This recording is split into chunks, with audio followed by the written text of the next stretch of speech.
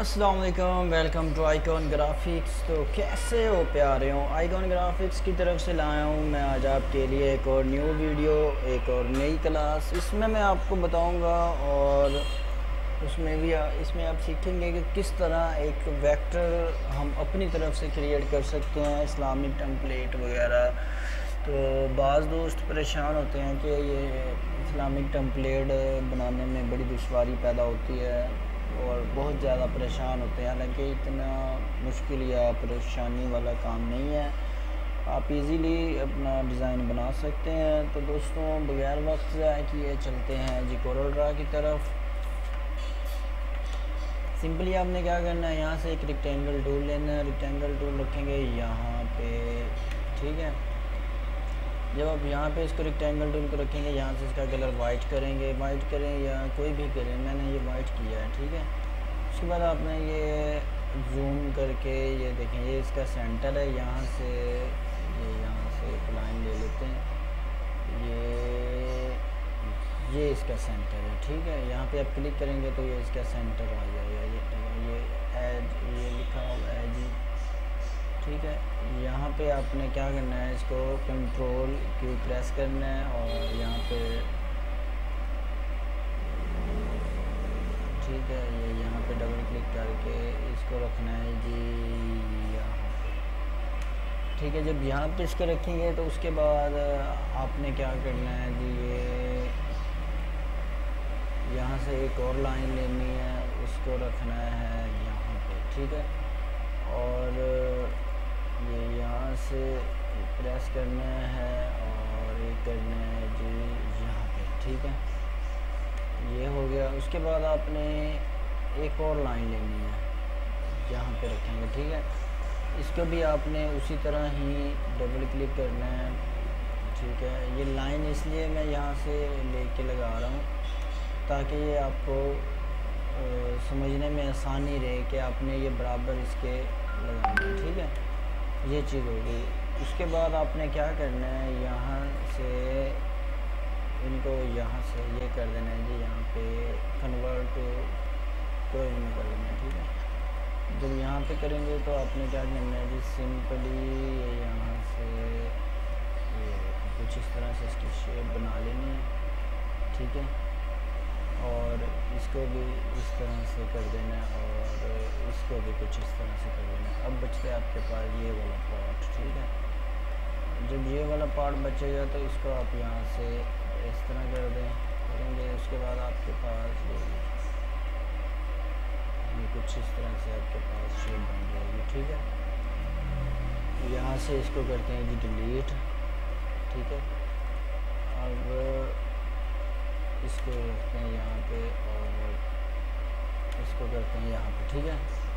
तो ये एक बहुत ही ज़बरदस्त हमारे पास एक बन जाएगा पैटर्न, ठीक है। यहाँ से इसकी जो है आप ये लंबाई यहाँ से जस्ट कम कर दें, हाइट इसकी। अब यहाँ में इसमें आपने ये देखिए, आप अपनी मर्ज़ी का कोई भी कलर ऐड करें, ठीक है। अब मैं इसमें ऐड करना चाहता हूँ ग्रीन और ये वाला ग्रीन, ठीक है। अब इसकी मैं कॉपी करूँगा, ये यहाँ से इसकी कॉपी करूँगा। अब इसमें मैंने एक डार्क ग्रीन, ये यहाँ से आपके यहाँ पे आपने ये डार्क ग्रीन सेलेक्ट करना है, ठीक है। उसके बाद एक और कॉपी करें इसकी, इसमें एक और आप ग्रीन ऐड करें, ये ग्रीन ऐड कर लेते हैं, ठीक है। इसको ये आप देख रहे हैं थोड़ा सा फ़र्क आ रहा है, तो ये इसको भी थोड़ा बंद करते हैं, ठीक है। अब चेक करें, अब ठीक है। इसकी और कॉपी लेंगे और जो हमने पहले वाला कलर लगाया था उसी को कॉपी करेंगे, तो ये देखिए, ठीक है।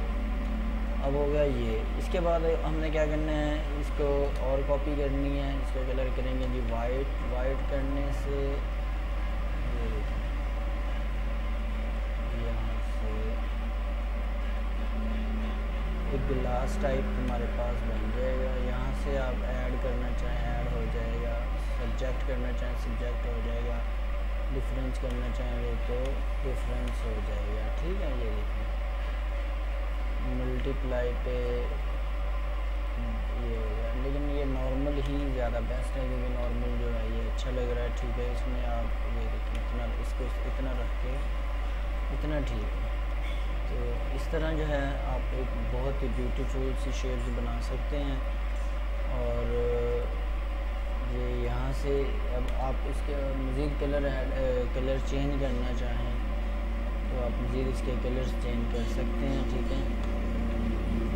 अब इसका कलर जो मैंने यहाँ पे ग्रीन दिया हुआ था, ग्रीन के बजाय अब मैं ये ब्लैक और रेड ये कलर ऐड किया, ठीक है। अब इसको रखूँगा यहाँ पे। इसका कलर करता हूँ जी ऑरेंज।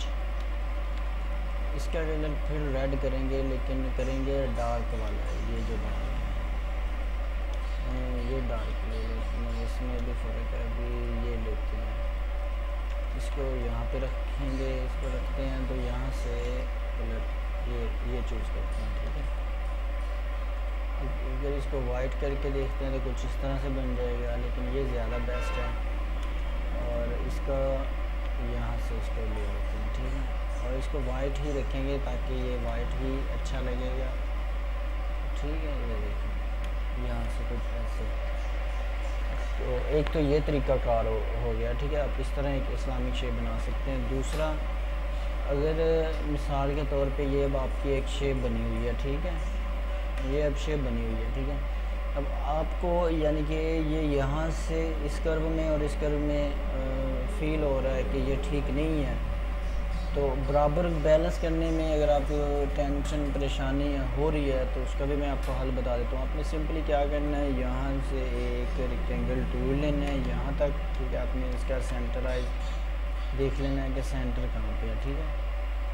या अगर यहाँ से भी आपको समझ ना आए तो आपने यहाँ से इसकी एक लाइन ले लेनी है, जिस तरह ये मैंने बॉटम की लाइन ली थी यहाँ पे। अब देखिए सेंटर ही है, एग्जैक्ट मैंने सही रखा हुआ है। तो आपने क्या करना है कि आपको जो साइड अच्छी लगे, यानी कि आपको लगता है कि ये चीज़ आपने अच्छी शेप बनाई है और ये वाली अच्छी नहीं है, तो आपने क्या करना है, इन दोनों को सेलेक्ट करके यहाँ पे ये कट आउट ऑब्जेक्ट पे आ जाना है, ठीक है। इसको वेल्ड कर देना है। जब ये करेंगे तो ये देखें बाकी बचेगा आपके पास ये वाला पीस।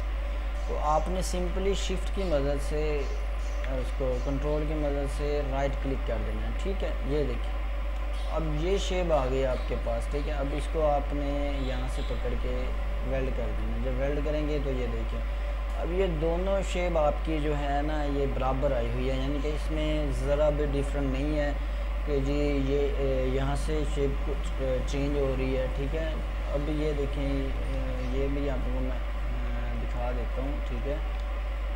अब जैसे ये शेप है, ठीक है। अब आपको ये देखिए डिफरेंट नज़र आ रहा होगा, ठीक है। ये सिर्फ आपको समझाने के लिए मैंने कुछ इस तरह से डिफरेंट रखा हुआ है कि अगर आपसे ये हो भी जाए तो आप इस तरह इसको सेट कर सकते हैं, आपको ज़्यादा परेशान नहीं होना पड़ेगा, ठीक है दोस्तों।